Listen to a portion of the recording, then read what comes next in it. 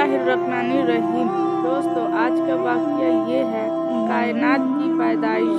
और पहला इंसान। आइए हम इसके बारे में जानते हैं। तमहीद। कुरान पाक इन तारीखी वाक़यों को सिर्फ इसलिए नहीं बयान करता है कि वो वाक़ये हैं जिनका एक तारीख में लिखा होना ज़रूरी है, बल्कि इसका एक ही मकसद है कि वो इन वाक़यों से पैदा होने वाले नतीजों से इंसान की हिदायत व रहनुमाई के लिए नसीहत और इबरत बने और इंसानी अक्ल व जज्बात से अपील करे कि वो फितरत के कानूनों के सांचे में ढले हुए इन तारीखी नतीजों से सबक हासिल करे और ईमान लाए कि अल्लाह की हस्ती एक इनकार न की जा सके, वही हकीकत है और कुदरत का यही हाथ इस कायनात पर फरमाया है और इसी मजहब के हुक्मों की पैरवी में फलाह व नजात और हर किस्म की तरक्की का राज छिपा हुआ है, जिसका नाम फितरत का मजहब या इस्लाम है। पहला इंसान। इस्लाम में पहला इंसान हजरत आदम अलैहिस्सलाम के बारे में कुरान मजीद ने जो हकीकतें बयान की है, उनके तफसीली तज़किरे से पहले यह साफ होना ज़रूरी है कि इंसान के आलमे वजूद में आने का मसला आज इल्मी निगाह से बहस का एक नया दरवाज़ा खोलता है। यानी विकास का ये दावा है कि मौजूदा इंसान अपनी शुरुआती पैदाइश ही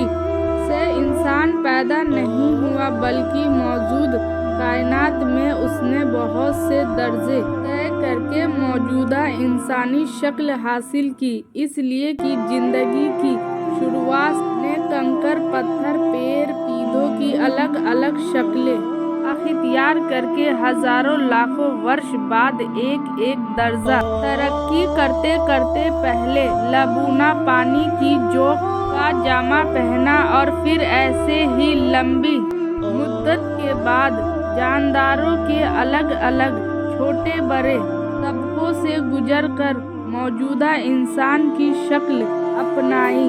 और मजहब ये कहता है कि कायनात के पैदा करने वाले ने पहला इंसान हजरत आदम की शक्ल ही में पैदा किया और फिर उसकी तरह एक हमजिन्स मखलूक हव्वा को देकर दुनिया में इंसानी नस्ल का सिलसिला कायम किया। और यही वो इंसान है जिनको कायनात के पैदा करने वाले ने तमाम पैदा की हुई चीज़ों पर बरतारी और बुजुर्गी अता फरमाई और अल्लाह की अमानत का भारी बोझ उनके सुपुर्द फरमाया और कुल कायनात को उसके हाथ में सधा कर जमीन के खलीफा और नायाब होने का शरफ उसी को बख्शा। बेशक हमने इंसानों को बेहतरीन अंदाज से बनाया है, बेशक हमने आदम की नस्ल को तमाम कायनात पर बुजुर्गी और बरतरी बख्शी। मैं अपना एक नाएब जमीन में बनवाने वाला हूँ। हमने अमानत के बोझ को आसमानों और जमीन पर पेश किया तो उन्होंने यानी कुल कायनात ने अल्लाह की अमानत के बोझ को उठाने से इनकार कर दिया और इससे डर गया और इंसान ने उसी भारी बोझ को उठा लिया। अल-अहंजा। अब सोचने की बात यह है कि और धर्म के बीच इस खास मसले में इल्मी तजाद विरोधाभास है या तत्वीक मेल की गुंजाइश निकल सकती है, खास तौर से जबकि इल्म और तजुर्बा ने ये सच्चाई खोल कर रख दी है कि दीनी और मजहबी हकीकत और इल्म के दरमियान किसी भी मामले में टकराव नहीं है। अगर जाहिरी सत्ता पर कहीं ऐसा नजर भी आता है तो वो इल्म की हकीकतों से छुपे होने की वजह से नजर आता है, क्यों बार बार ये देखा गया है कि जब भी इल्म की छुपी हकीकतों पर से पर्दा पर्दा उठा तो उसी वक्त तजाद भी जाता रहा और वही हकीकत निखर कर सामने आ गई जो अल्लाह वहाँ के जरिए जाहिर हो चुकी थी। दूसरे लफ्जों में कह दीजिए कि इल्म मजहब के दरमियान अगर किसी वक्त भी तजाद नजर आया तो नतीजे के तौर पर इल्म को अपनी जगह छोड़नी पड़ी और अल्लाह की वहाँ का फैसला अपनी जगह अटल रहा। इस बुनियादी पर इस जगह भी कुदरती तौर पर यह सवाल सामने आ जाता है कि इस खास मसले में हकीकत हाल क्या है और किस तरह है। जवाब यह है कि इस मामले में भी इल्म और मजहब के दरमियान टकराव नहीं है। अलबत्ता यह मसला चूंकि बारीकी और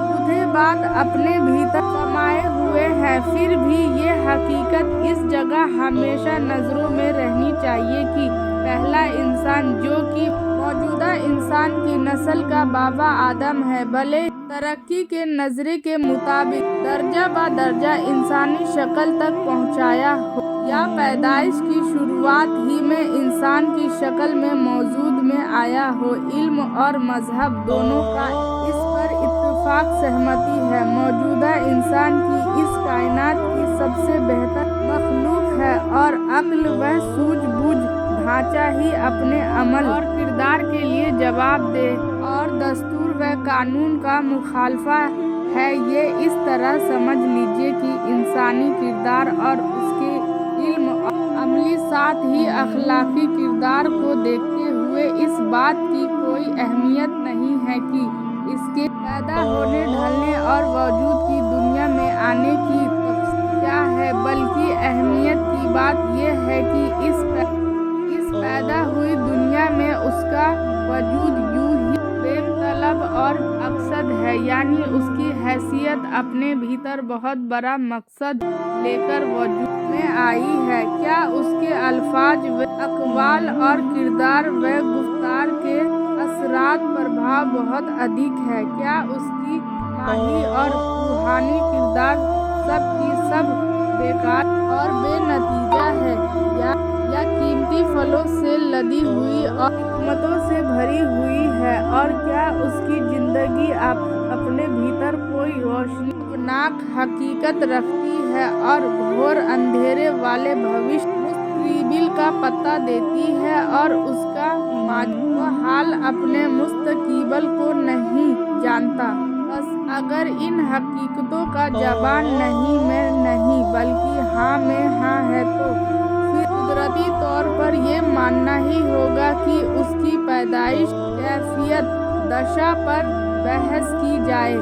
उसके वजूदों के मकसद पर पूरी निगाह रखी जाए और यह मान लिया जाए कि पैदा की हुई चीज में सबसे बेहतर हस्ती का वजूद बेशक मकसद का पता देता है और इसलिए उसकी अखलाकी केंद्रों का जरूर कोई मसले अला नज़ीर और उसकी पैदा करने का कोई मकसद है। कुरान पाक ने इसलिए इंसान से मुताल्लिक़ पॉजिटिव और नेगेटिव हर दो पहलू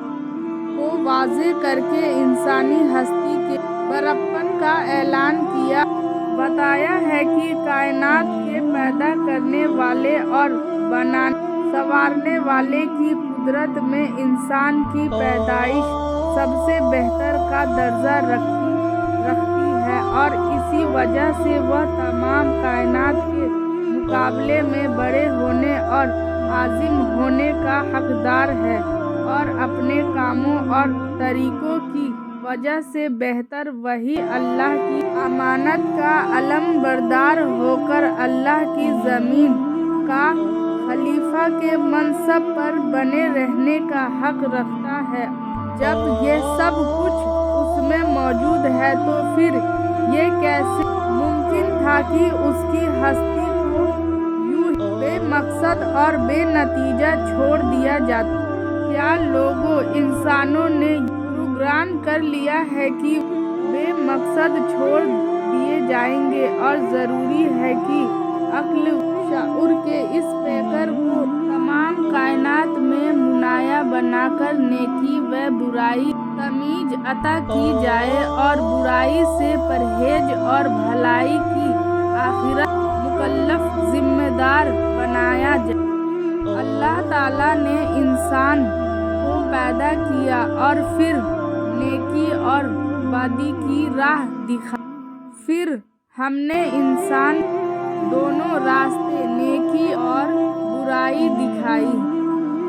गरज कुरान मजीद याद दहानी और दावत, भलाइयों को करने और बुराइयों को रोकने, रुशद व हिदायत का मुखातब और शुरू और आखिरत महवर मरकज सिर्फ यही सस्ती तो इसको इंसान कहते हैं। और यही वजह है कि कुरान पहले इंसान की पैदाइशियतों और तफसील को नज़रअंदाज करके इसके शुरू और आखिरत को ही यह अहमियत दी है। इल्मी बहसों से मुताल्लिक नुक्ताए नज़र असल में उसकी इल्मी बहसों के लिए इस्लाम की तालीम यह है कि असअले यकीन और मुशाहिद के इल्म की हद तक पहुँच चुके हैं और कुरानी इल्म और अल्लाह की वहाँ इन हकीकतों का इनकार नहीं करती, क्योंकि कुरान मुशाहिद और हिदायत का कभी भी इनकार नहीं करता, तो उनको बिना किसी शक के मान लिया जाए, इसलिए कि ऐसी हकीकतों का इंतज़ा तअस्सुब और तंग नज़री के सिवा और कुछ नहीं,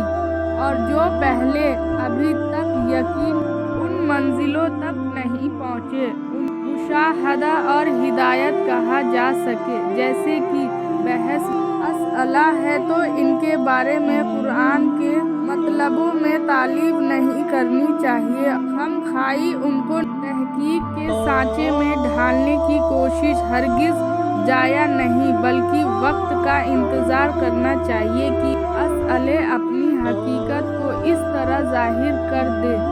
कि उनके इनकार में मुशाहदा और हकीकत का इनकार लाजिम आ जाए। इसलिए कि यह हकीकत है कि इल्म बहसों को बार बार अपनी जगह से हटाना पड़ा है, मगर कुरानी इल्मों को कभी एक बार भी अपनी जगह से हटाने की ज़रूरत पेश नहीं आई।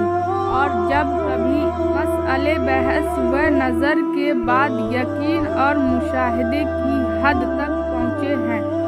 वो एक नुक्ता भी इससे आगे नहीं गए जिसको कुरान ने पहले वाज़े कर दिया।